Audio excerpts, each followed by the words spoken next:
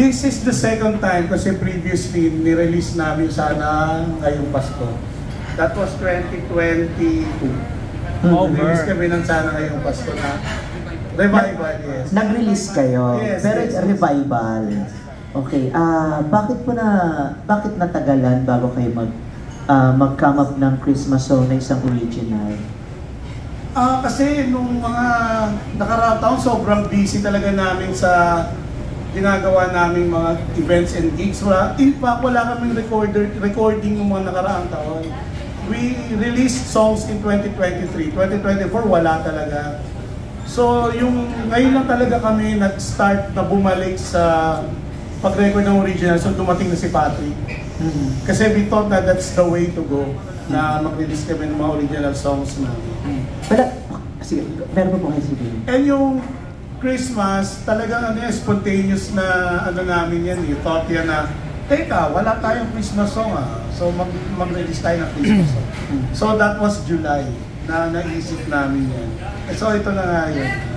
Since established na po ang Inner Voices, meron ba kayong plans of a collaboration naman din sa ibang banda or sa isang singer or kahit sa isang artist na hindi naman talaga singer pero nakakanta naman, mga ganun. Kasi yun ang nauuso ngayon, di ba? Sabi nga ni Kakay, parang nakaka-frustrate, si Kakay Bautista, nakaka-frustrate daw na mas mataas ang TL or mas nabibigyan ng pansin ang mga non-singers. Tapos mas mataas pa ang kanilang TF. So parang ganun. So ang question ko po is, wala ba kayong balak na mag-collaborate sa isang singer or sa isang non-singer pero merong clout, merong malaking view, maraming followers? Yeah, meron kaming ganyang plano. May mga songs kami ngayon na nakalatag and we plan to collaborate with other artists. Yung intent lang po, sino-sino kaya itong mga to? Give us siguro mga 3. Well, we'd like to have one with Elmo Magalona. Yeah. Si Elmo Magalona. Yeah, gusto namin siyang makasama. And meron kami, we're working on a song that's supposedly a duet. So gusto rin namin magkaroon ng love song na kaduet isang female na artist. Sino po kaya ito? Well, tingnan natin. Guess lang or parang dilulu, parang ganon, illusion lang, parang ganon. Malay natin, di ba, who knows? Hindi ako masyado nanonood ng television I'm not into too much of a social media also. But kung mabibigyan ng chance makaduet, siguro si Gigi Delano. Good choice. Yeah, si Gigi. Yung banda naman po, para may iba na tayo, meron ba kayong ganon na collaboration with another band? If you have it. I like The Dawn, kung pwede. Tubero. Why not, yeah? Sige, last na lang po parang situational question. Hindi ba kayo na-frustrate somehow na parang yung mga millennial singers ngayon ang medyo mas maraming mas maraming gain sa Spotify and then, di ba, no? Tapos, pero yung mga kanta lang parang paulit-ulit lang, yung parang sing-song lang, walang highlights, walang lowlights, parang pare-parehas lang. Whereas yung mga katulad yung talagang player, effort, pero parang, hindi naman sinasabi natin parang parang hindi ganun kasikat sa social media katulad ng mga singers na namamayagpag sa Spotify. Yung mga bago Kung napapansin nyo itong mga release namin bago, kakaiba siya sa mga previous releases namin. Ang nangyari talaga niyan, nakinig kami sa mga trend, sa mga bago, and we realized na contrary to our previous perception, ang gagaling ng mga artists ngayon, ng mga Gen Z. Akala lang namin hindi dahil iba yung maganda sa amin at yung maganda sa current generation. But the thing is, they're so talented. They're good storytellers. Ang gagaling nila. Hindi lang tayo siguro, like kami, hindi kami sanay sa parang tinutula na kanta, na parang yung Gen Z thing na maraming rap ngayon. And, pero, grabe yung storytelling nila.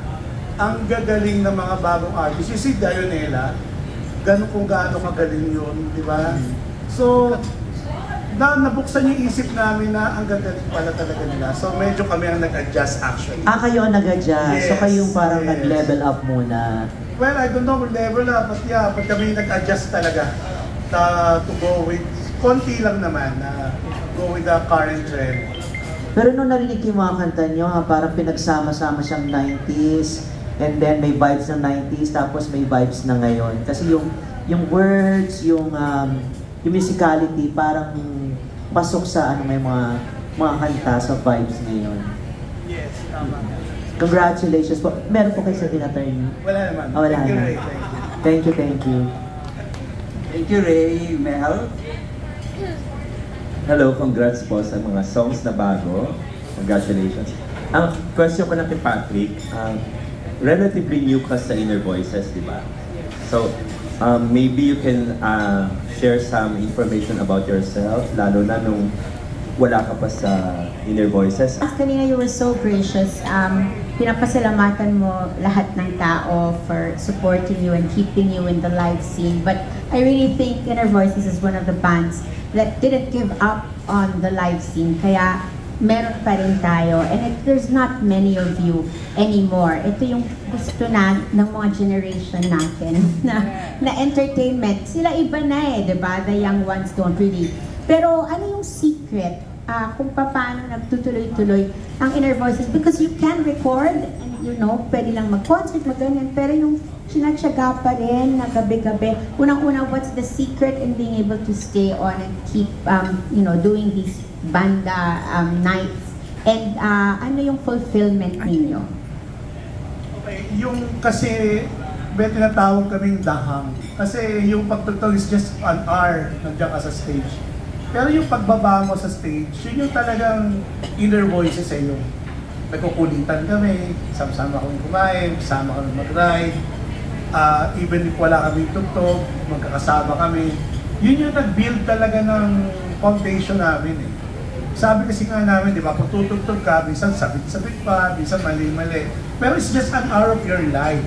But what comes after that or before that, yung kumain kami magkakasama dyan, nagtawanan kami, nag-asaran kami. Yun yung talagang naging foundation, kaya kami nagtagal. Kasi otherwise, unlike the others, isang away lang buwag, di ba? Eh kami, pag nag-away, after na mag-away, okay na kami ulit. So, kaya kami nagtagal. Thank you, Miss Tessa. Next is the birthday boy. Birthday, Joe. Dagdag ko lang dun sa topic kanina, yung in-open ni Ray na sa ngayon, seemingly ang pinapakinggan yung mga mas bata. Pero ako kasi naniniwala ko na quality song will always find its audience. Tingnan mo yung tensionado ng Soapfish. It wasn't a big hit 20 years ago, but now, look at Pretty Little Baby. It's a hit all over again. Pag quality talaga yung kanta, gaya ng inyo, it will find its audience. So, antay na darating yan. No fail yung mga kanta niya. Anyway, dun sa Christmas song yung attorney, ginawa niyo ba talagang celebratory yung kanta dahil sa mga nangyayari ngayon? Kadamihan kasi ng Christmas songs ay actually love songs in disguise as Christmas songs. No? Pasko na sinta ko.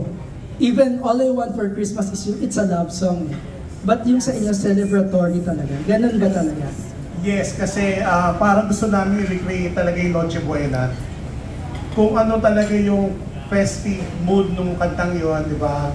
Yung Noche Buena, magkakasama, pamilya, nagtatawanan, yung halakak ng mga anak, and wishing for peace for everyone. Yun talaga yung gusto namin i-partake doon sa kanta na yun.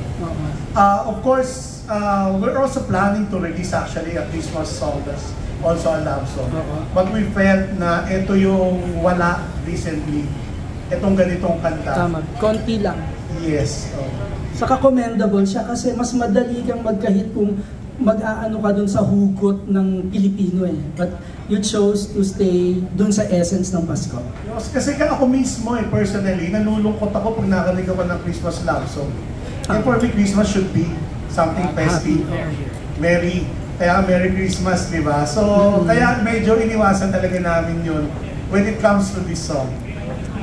At saka kanina nung kinento niyo, attorney, na approve agad sa Star Magic. Baka maging station ID pa to, ha? Ay, ng-Star Records. Magulat na lang kami, attorney, ha? Hindi namin alam. Wala kaming alam about that. Pero if that happens, sobrang blessing. But, Star Records has pulled up a video for that. Lyric video. Na mamaya ipopost nila sa YouTube channel nila. Yeah, that's a music video, na lyric video. Sila mismo ang gumawa. Last question ko, attorney. Ano pong ibig sabihin na alam ko naman na actually kayang-kaya nyo naman na even without a label, ano? But you chose to still sign up with one. Why is that? You don't need to be guided. Ang galing nyo na musically. You have the means, you know the business already. So bakit pa? Ano kasi, biglaan nga nung after namin i-record, when Marvin Querido said na alam niyo i-present natin to, doon na kami nagkaroon na idea na oo nga, no? Kasi supposedly talagang indie lang. So yun, may nag-approach siya ng idea. No fail yung mga kanta natin. Salamat. Yeah. Thank you, Joe. Miss Natalie of Philippine Star. And Salve after. Attorney, syempre, curious lang ako sir kasi may mga ibang jobs ba, yung ibang members, may